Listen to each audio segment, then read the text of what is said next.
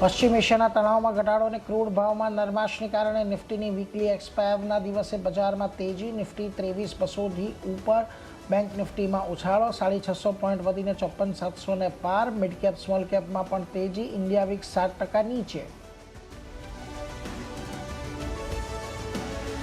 Realty, capital market અને defence સૌથી વધુ તેજી. ત્રણેય ઇન્ડેક્સ લગભગ 1.2% જેટલા વધ્યા. પીએસયુ બેંક, ફાઇનાન્શિયલ્સ અને ફાર્મામાં પણ સારી તેજી, પરંતુ આઈટી શેર નબળા પડ્યા.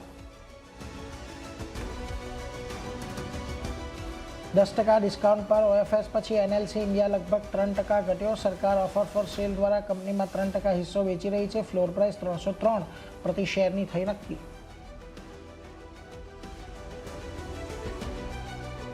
બ્લોક ડીલ પછી એમકેર ફાર્માના શેરમાં લગભગ 3%નો વધારો. 36 લાખ શેર્સમાં થઈ ડીલ. 1026 કરોડની બ્લોક ડીલ પછી અજંતા ફાર્મામાં પણ આજે આવી તેજી.